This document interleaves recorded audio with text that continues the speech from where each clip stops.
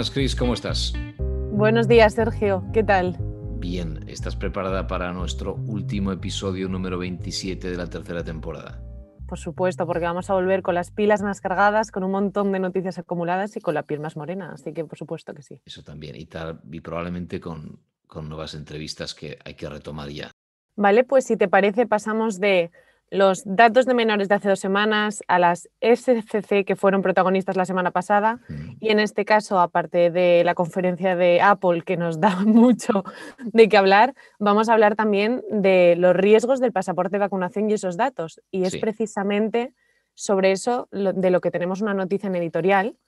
Y en este caso es Elizabeth Renieris, una de las abogadas con mayor autoridad de protección de datos en Estados Unidos, a la que tú entrevistaste hace unas semanas en el podcast en la sección en inglés, Sí. la que ha publicado un artículo en el Centro de Innovación sobre Gobernanza Internacional llamado ¿Qué está realmente en juego con los pasaportes de vacunas?, donde pues, cuestiona el valor de los pasaportes digitales de vacunación, expone que es un producto del lobby de la industria del turismo y que aporta muy poco para los riesgos que entraña para la privacidad, trata el debate ético, Sí. el debate pues, un poco moral de todo esto, aparte Sí. de Riesgos, claro. de los riesgos. Imagínate un hackeo de estos datos extremadamente sensibles, lo que supondría. Bueno, es un artículo muy interesante. Sí. Venga, pues en ePrivacy, esta semana, el evento de Apple, al final Apple, que está aquí autocoronada como si fuera un regulador más, pues en el evento de desarrolladores, ¿no? El WWDC, en esa conferencia, igual que el año pasado trajo ATT a través del nuevo operativo, pues el operativo que ahora se anuncia, que es el 15, iOS 15, también viene cargado de medidas en favor de la privacidad y cerrando el círculo, estrechando el círculo dentro de su ecosistema para que los usuarios de Apple hagan más cosas en Apple y la gente de fuera lo tenga más complicado. Y lo que ha sacado aquí se llama iCloud, o lo que más está sonando ahí fuera, es iCloud Private Relay, que permite esconder la dirección IP, ocultar la dirección IP en la navegación y con ello capar las posibilidades que tiene la gente de hacer fingerprinting o seguimiento de audiencias que no se apoyen en cookies. Es decir, viene a ser una especie de VPN. De hecho, se dice que es todavía más eficaz que una VPN, como si fuera una doble o triple VPN.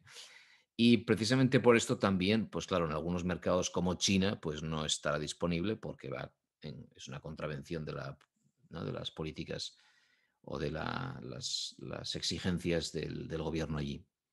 ¿Qué más tienes tú? Vale, pues por mi parte, también dentro del bloque de ePrivacy pasamos de estas medidas de privacidad, en este caso a una demanda contra TikTok, esta vez en Holanda, por falta de control en la edad mínima de sus usuarios, con una reclamación récord de 1,4 billones de euros como objetivo. Que bueno, casi nada.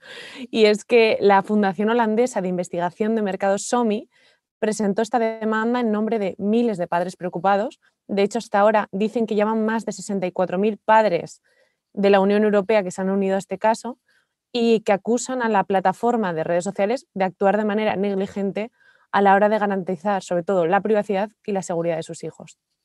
Claro que sí. Tremenda negligencia. Y me pregunto cuánta negligencia ha habido también en comprarle a tu hijo un móvil con 10 y con 11 años. Y ahí seguro que toco fibras sensibles. Yo estoy forzándolo con los míos, que conste, para no hacerlo. Bien, pues en Marte Guía Tech hay que volver al evento, ¿no? Al evento de Apple, porque ahí también han tocado marketing. De hecho, han tocado email marketing, que queda bastante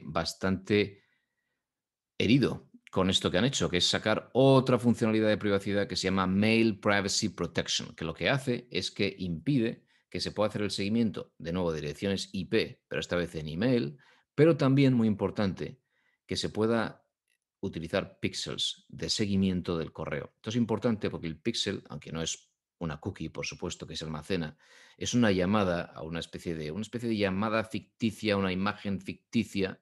Por eso cuando deshabilitas imágenes, deshabilitas píxeles. Y lo que hace es que llama a un servidor distinto para que ese servidor sepa que se ha abierto el email, por ejemplo. Con lo cual, esto, que de hecho ya había sacado la gente de Basecamp en Hey, habían ¿no? enarbolado esto como un valor que tenía su cliente de correo, que es que no permitía píxeles de seguimiento, pues ahora Apple no los permite. Con lo cual, Ahí tienes ahora que cualquier persona que utilice métricas como el ratio de apertura de un email ya no lo va a tener más. Y no lo va a tener más porque hay muchísima gente que utiliza los clientes de correo de Apple. Un porcentaje mayoritario, abrumadoramente, bueno, enorme de la gente que usa dispositivos de Apple. Y que en mercados donde Apple es muy fuerte, pues son muchos, claro.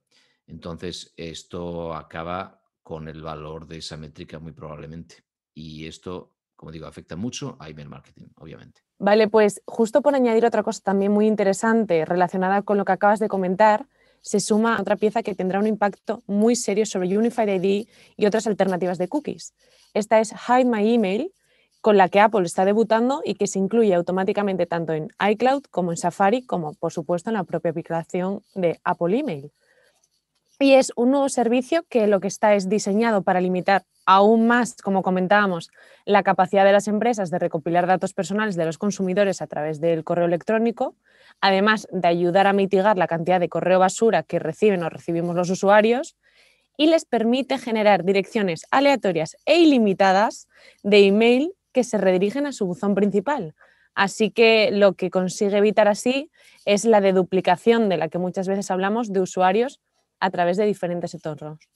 Claro, claro, claro. Bueno, esta también es muy importante, claro. En Unified ID, justamente, tú puedes tener una relación de primera parte, un consentimiento y cookie de primera parte en un sitio, otro de primera parte en otro sitio, pero para deduplicar en algún sitio tiene que haber algo que sea constante. Y por eso Unified ID y otras soluciones de este pelo de identidad alternativa a cookie de tercera parte se apoyan en email o teléfono haseado, algo que sea constante. Si tu email ya no es constante, porque parece constante, pero lo cambias todo el tiempo, pues se acabó esa deduplicación y el valor que tenga tanta molestia, tanto incordio con el gestor de consentimiento a los dos lados, se queda en nada, en eso, en una molestia. A ver si de una vez acabamos con ello, los quitamos de en medio y nos centramos en hacer otras cosas. Ahí hablando de otras cosas, en Zero Party Data y Customer Centricity, pues también hay que decir que el evento otra vez de Apple también dejó sus perlas en este ámbito, ¿no? En transparencia y control, que sin duda es lo que más nos gusta a nosotros tratar, ¿no? Que es que en transparencia y control han extendido en este ámbito donde ya no es tanto cerrar el círculo, sino más, de nuevo, explicar a la gente lo que pasa. Pues han extendido las etiquetas de privacidad que ya había con este App Privacy Report que lanzan en iOS 15 y que incorporará más detalles sobre qué datos recaba cada app, por qué lo hace, etcétera. Y esto, pues sí podría ser un paso más para hacer que se cumpla, por ejemplo, ATT, porque ahora mismo está la etiqueta esta nutricional bastante básica y luego la obligación por lo que es la política de, bueno, lo que son las normas del App Store, de pedir permiso antes de duplicar a la audiencia, obviamente no diciéndoselo así porque nadie lo entendería, pero sí esta pregunta de si quieres que se te siga, ¿no? Que haya un seguimiento para la IDFA o no. Y en esa política y en esa exigencia del App Store se deja muy claro que no se puede hacer fingerprinting. Se deja clarísimo. Y sin embargo, el Financial Times ha denunciado esta semana que no se está cumpliendo en absoluto, que todo el mundo sigue haciendo fingerprinting, o lo que en su nombre fino se conoce como atribución probabilística, ¿no? Que es lo que hacía, por ejemplo, Tapaz, que dijimos el otro día que se fueron de Europa porque hacían atribución probabilística y eso, en otras palabras, es fingerprinting. Claro, fingerprinting al final es la forma en la que la gente sigue haciendo esa atribución, esa trazabilidad, esa deduplicación y si tú eh, lo pides pero no eres capaz de hacerlo cumplir, pues a lo mejor estos pasos van llevando a Apple a conseguirlo. Uno, esto, transparencia, y otro, lo que hemos dicho antes, que es que si va escapando la IP, como la IP es una pieza fundamental del fingerprinting, pues de forma indirecta también vas consiguiendo un mecanismo de cumplimiento, ¿no? Voy a Sí, pasar yo también. justo. Sí, No, iba a decir que justo la semana pasada comentábamos que no sabíamos el motivo real por el que Tapaz se había ido y este parece un motivo claro que se suma a los que ya tendría para irse. también, exactamente, ya vieron el tema, claro, claro. Y seguro que las más grandes cumplen porque tienen más razón para cumplir, pero las pequeñas obviamente pues tardan en entenderlo o bueno, se buscan la vida. Y también es verdad que aquí hay un riesgo para Apple, porque igual que se ha llevado a juicio, por ejemplo, ¿no? Max Schrems, por no hacer cumplir esto del consentimiento en Android, pues, y por tanto Android después ha ido tomando medidas y tal, pues a lo mejor perfectamente podría ir alguien ahora contra Apple en juicio, como alguien decía por ahí en algún lado, eh, y decir, estás enarbolando la privacidad, dices que todo esto es privado, que las apps solo recogen lo que ponen aquí en esta etiqueta, y sin embargo no es verdad, porque ahora mismo no es verdad.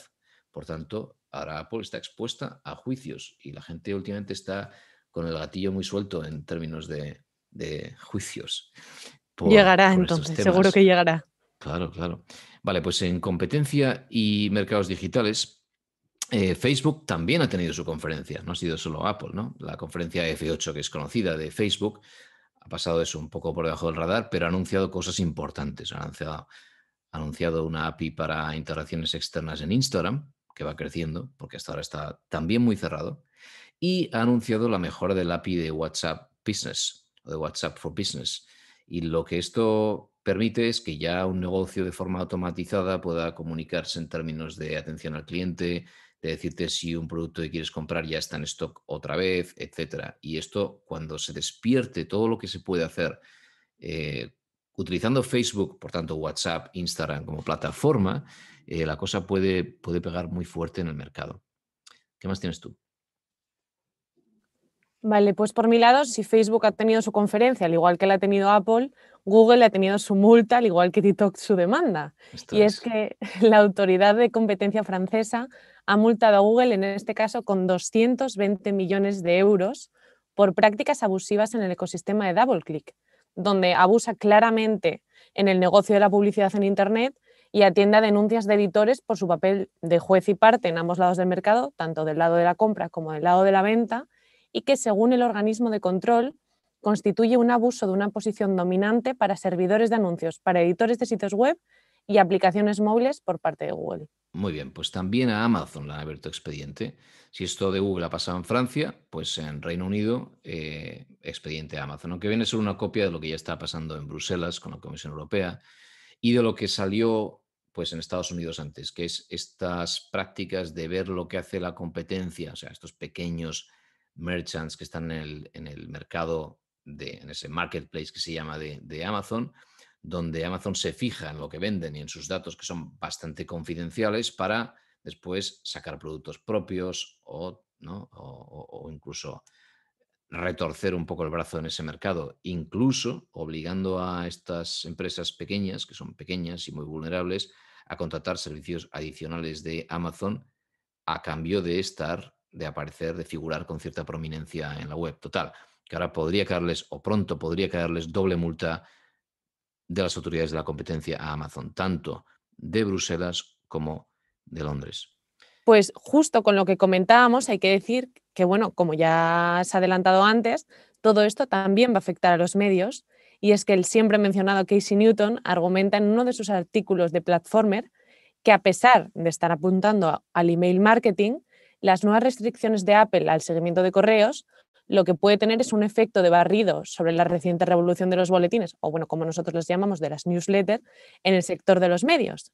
Y más sabiendo que la mayor parte de los usuarios de iOS y de Mac siguen usando Apple Mail, que también comentaste antes que, bueno, vimos unas métricas, la verdad, que nos han dejado petrificados para acceder a su correo, y que métricas tan básicas como el open rate pasarían a ser inútiles. Sí, lo que está pasando es que si todo se cierra así y no hay tanta posibilidad de utilizar ese entorno abierto, con lo bonito que es un protocolo abierto como el email, pues al final los creadores para generar ingresos a lo mejor se ven, como decía Casey Newton, justo ahí, ¿no? Abocados a utilizar plataformas cerradas, pues en este caso, por ejemplo, la semana pasada hablamos en este mismo apartado de Twitter Super Follows, y es un ejemplo. Twitter Super Follows al final termina siendo algo que se produce dentro de la app, por tanto, Apple se lleva un 30% de los ingresos que se generan ahí. Es decir, cuanto más vaya a un entorno cerrado, más vaya a una app cerrada, más ingresos para Apple. Cuanto más difícil sea vender o monetizar creaciones, más valor para los entornos cerrados. Y esto probablemente desemboque de nuevo en una pelea de competencia contra privacidad. Muy bien, y con esto sí que ya nos despedimos de todas y todos, y tened un buen verano si no hablamos antes. Volveremos con más y no sabemos si mejor, pero lo intentaremos. Seguro que sí, Sergio. Nos vemos a la vuelta. Muy bien, buen fin de semana. Gracias igualmente.